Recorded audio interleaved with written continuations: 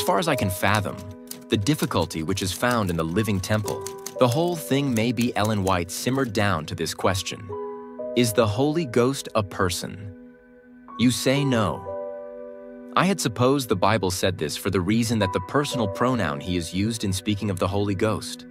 Sister White uses the pronoun he and has said in as many words that the Holy Ghost is the third person of the Godhead.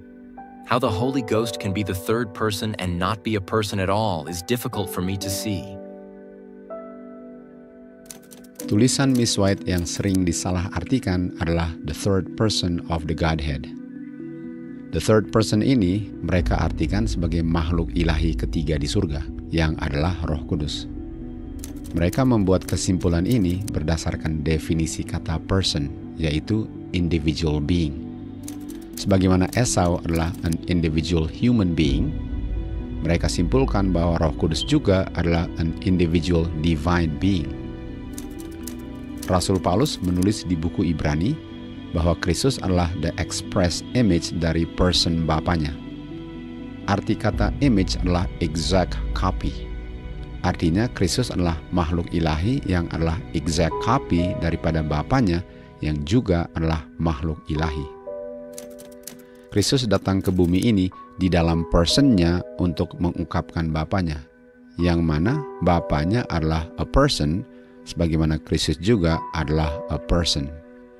Dan kata person ini artinya adalah an individual divine being, sebagaimana Esau adalah an individual human being.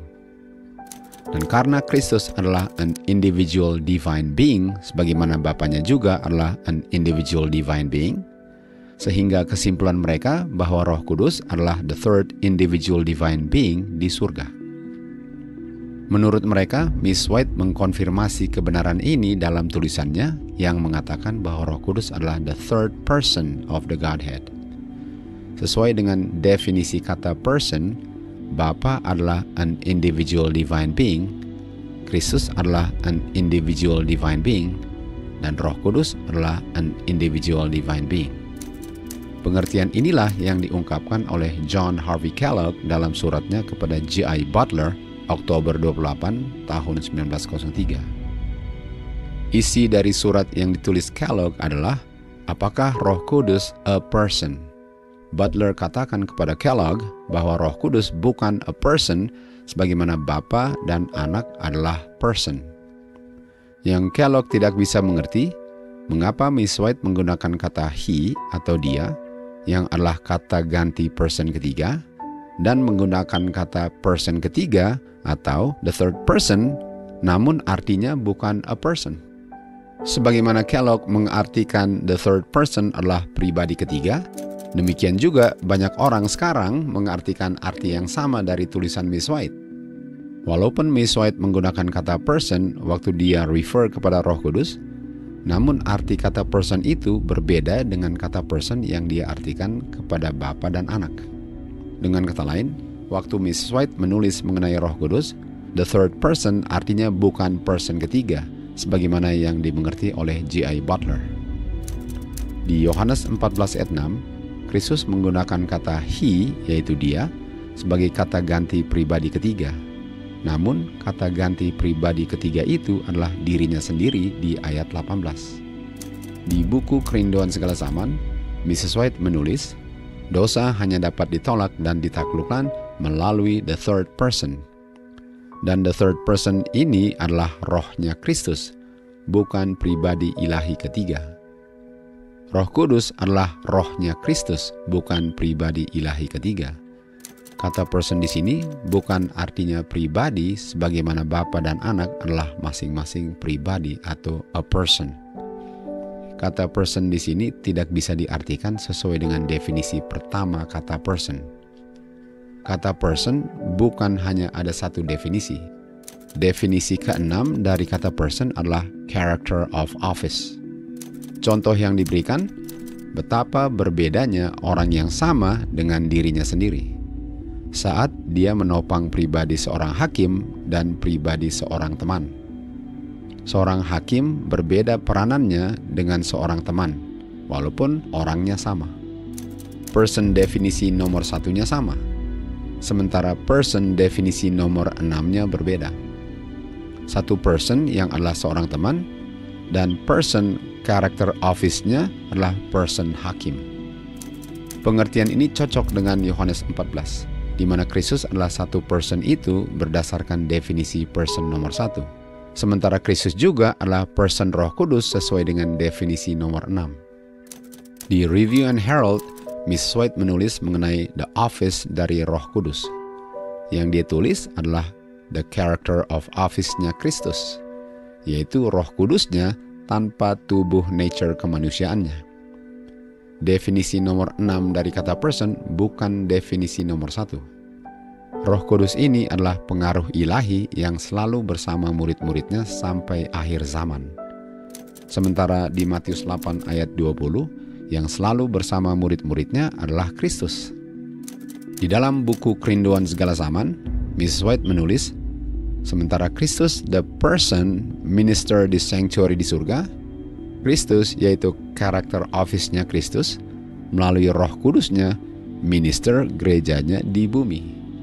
Walaupun tidak bisa dilihat oleh mata manusia, namun dia selalu bersama murid-muridnya sampai akhir zaman. Kristus tidak mengatakan dia akan selalu bersamamu, tapi aku selalu bersamamu.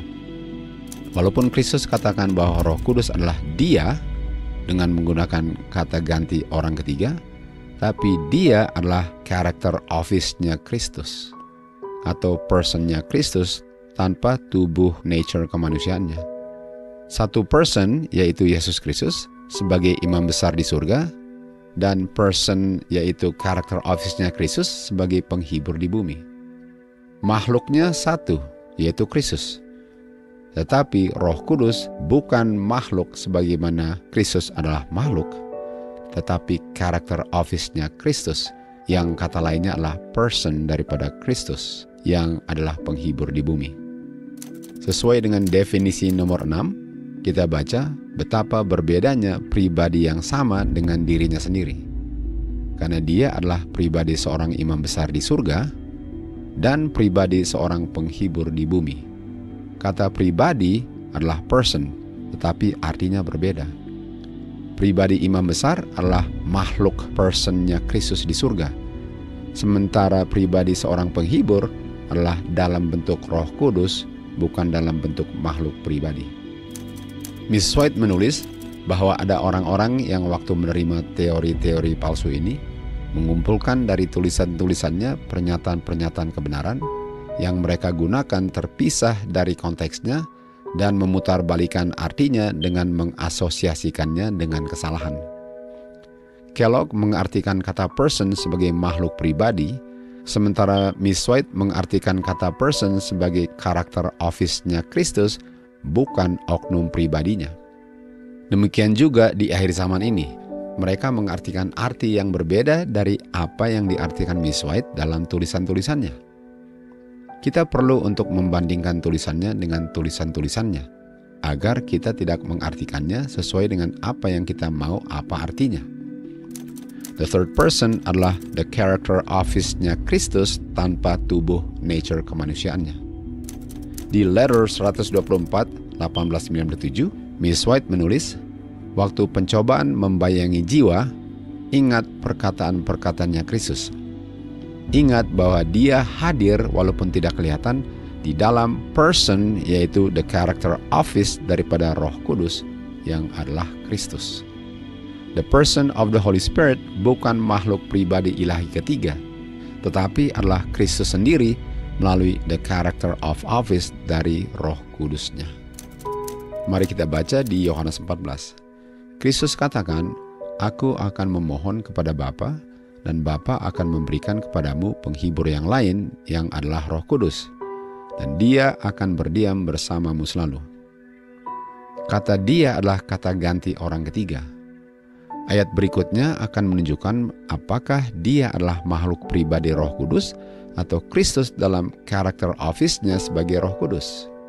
Lalu Kristus lanjut, aku tidak akan tinggalkan kamu tanpa penghibur, dan yang akan datang nanti adalah aku akan datang kepadamu. Dia yang adalah kata ganti orang ketiga adalah aku dalam person atau character office-nya Roh Kudus, bukan makhluk pribadi ketiga. The third person of the Godhead adalah personnya Kristus dalam character office-nya, bukan Roh Kudus sebagai makhluk kepribadian selain Bapa dan Anak. Kellogg dan banyak orang sekarang tidak mengerti kata person yang digunakan Miss White. Kita baca kembali kutipan the third person dari buku Kerinduan Segala Zaman. Dosa hanya dapat ditolak dan ditaklukkan melalui kuasa yang besar dari Kristus dalam karakter office-nya sebagai Roh Kudus. Semoga kebenaran Tuhan membebaskan kita semua dari segala kekeliruan dan kesalahan. To God be the glory.